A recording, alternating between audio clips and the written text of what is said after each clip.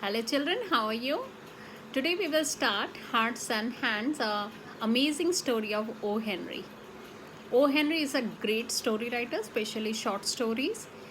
Every story has its own charm. This particular story is generally a story which focuses on the external appearances. As we know,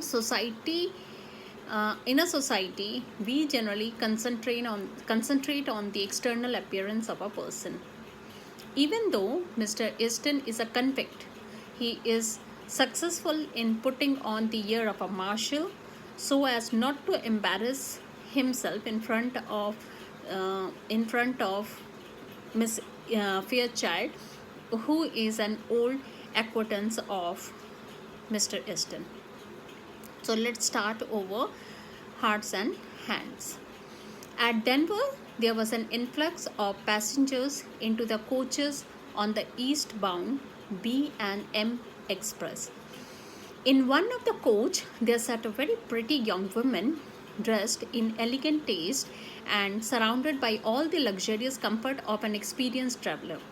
So at Denver, this is a name of a station, railway station, and EM Express is a name of a train. So it was quite crowded, and in one of the coach sat a pretty young woman. She was dressed very elegantly, and she was surrounded by a lot of luxuries. She has everything needed which was needed for a luxurious travel. Among the newcomers were two young men, one of very handsome presence with blonde, bold, frank countenance and manner. The other was a ruffled, glum-faced person, although heavily built but roughly dressed. The two were handcuffed together. So this was a very important part, the two people, one was bold and handsome, the other was guffed and roughly dressed, but both were handcuffed.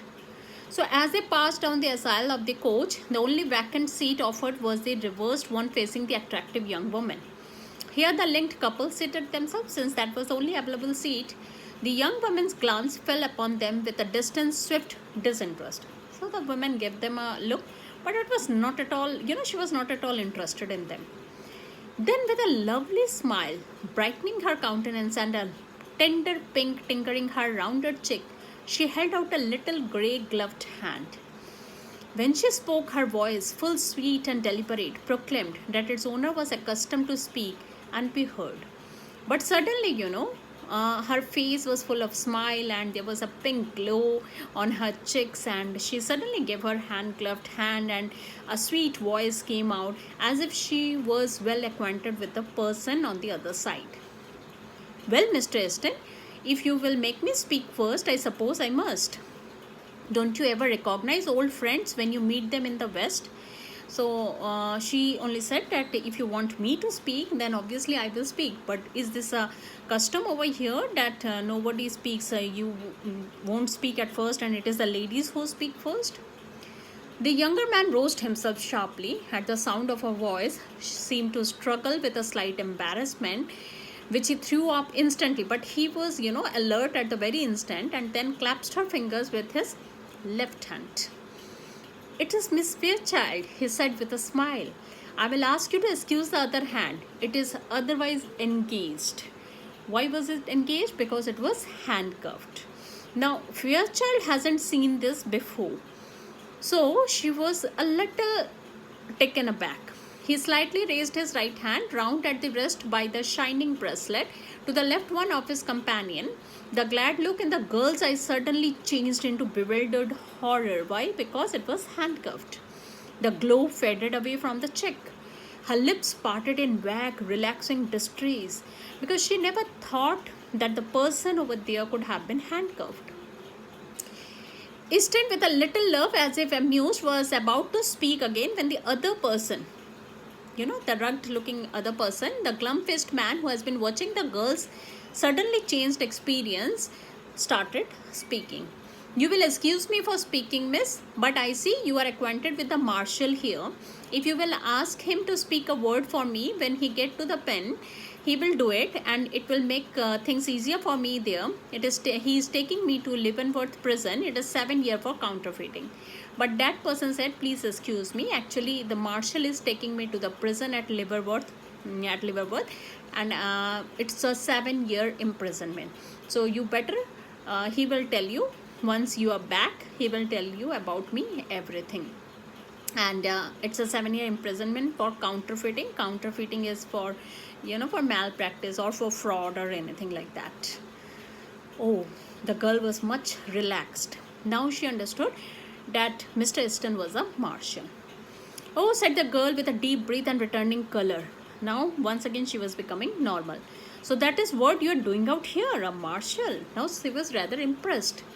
My dear Miss Fairchild, said Easton calmly, I had to do something. Money has a way of taking wings onto itself. So he said, obviously, I had to do something. And it takes money to keep step with our crowd in Washington.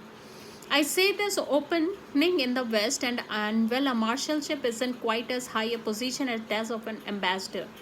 Now, Mr. Easton started speaking. Say, I have to do, they used to live in Washington, but now they have shifted to Europe and to the West, and he has to do something. Although it is the job of a marshal is not that high of an ambassador, but still it is working, so he is doing.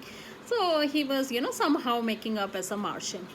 The ambassador, said the girl warmly, doesn't call anymore. He didn't ever have done so. You ought to know that. And so now you are one of those dashing Western heroes, and you ride and shoot and go on all kind of dangers.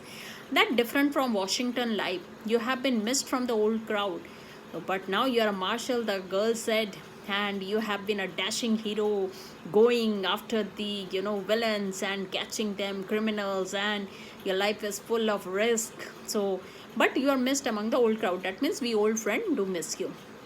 The girl's eye, fascinated, went back, widening a little, to the again glittering handcuffs. So now once in a while, her eyes was going on to the handcuffs. Don't you worry about them, miss, said the other man. All marshal handcuff themselves to the prisoners to keep them away from getting away. Mr. Easton knows his business. So the marshal once again, the other rugged man once again understood this, and he again consoled the girl. So don't worry about the handcuff. This is the way over here. The criminal doesn't runs away. That's why the marshals put one handcuff in their hand and other in the policeman's hand. Will we see you again soon in Washington? Asked the girl. Not soon, I think. My butterfly days are over, I fear. So the girls asked that, shall we see you again in Washington? He said, no, because my butterfly days are over.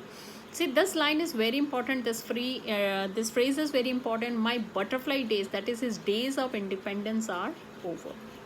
I love the West, said the girl irrelevantly. Her eyes were shining softly. She looked away out of the car window. She began to speak truly and simply without the gloss of style and manner. Mama and I have spent the summer in Denver. She went to home a week ago. So she vaguely was saying that she loved West. Her mother was also living here. Father was not well. So mother went back and she is also going back. So somehow this proves that she has a crush over Mr. Easton. Say, Mr. Marshall, growled the glum-faced man, this is quite fair. I need a drink and haven't had a smoke all day. Haven't you talked long enough? Take me in the smoker room now, won't you? I have a deep debt for a pipe. Now, the glum-faced man understood that the girl was, going into an emotional round. So he said that I need a drink and a pipe. I didn't smoke for a long time, so let's go to the smoker room. He did not want the conversation to go on. The bound travelers rose to their feet. Easton, with the same slow smile on his face, got up, raised. They wanted to go. I can't deny a petition for tobacco, he said lightly. It is the one friend of the unfortunate. Goodbye, Miss Fairchild. Duty calls, He held out his hand for a farewell. It is too bad you are not going east, she said, reclothing herself with manner and style. Once again, she sat down back again with a lot of attitude. But you must go on to Leavenworth, I suppose. Yes, said Mr. Easton, I must go to Leavenworth. The two men settled down the aisle into the smoker room. So they went away. Now there were two passengers who were listening to the conversation over here. That Marshall is good sort of chap. Some of these Western fellows are all right. Pretty young to hold an office like that, isn't he? Asked the other. Now the other person said, but he's pretty young to hold the position of a, marshal. Young? Exclaimed the first speaker. Why, who? Didn't you catch on? Didn't you get the catch? say, why do you ever know an officer to handcuff a prisoner to his right hand? So that was the catch. Actually, Mr. Easton was the criminal. How do we know that? Because his right hand was handcuffed. Never does a marshal has the handcuffs in his right hand. And the rugged fellow, who was actually the marshal, did only, save Mr. Easton from the embarrassment and put the ear of a marshal on him in front of Miss Fairchild. Only the passenger over here could understand, and that's why the story has the name Hearts and Hands. Thank you.